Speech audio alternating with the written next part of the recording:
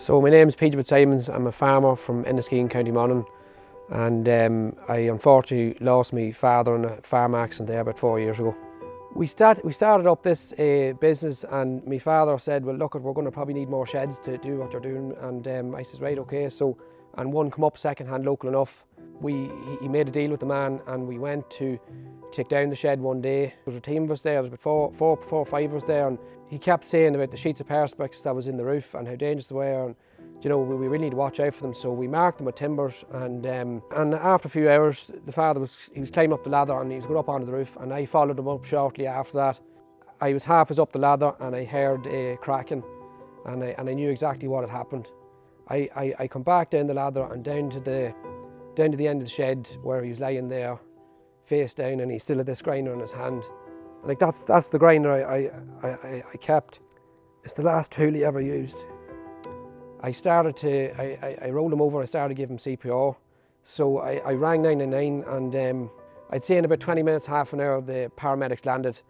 They'd done everything they could, and I remember him saying to me, look, we've tried everything here and nothing's happening. It was at that point they pulled out and they stopped.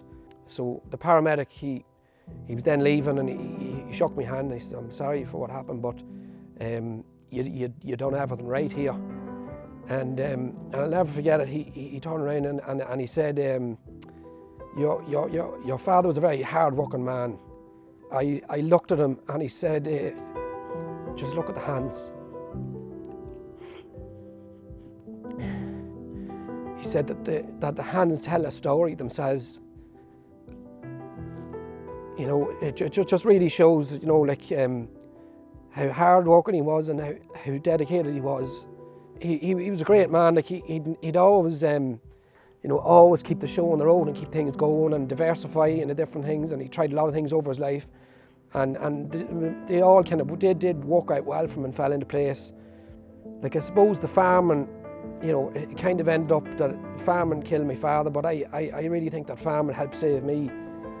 I just got stuck back into it and buried myself in the work, and I know it's probably not the right way to do it, but I think it was a great way for me. It helped me cope, take my mind off things, and I suppose the main advice I would give is just to never give up in life, and you know, the importance of studying your surroundings and studying the job you're doing, and make sure that you've enough help and the right help.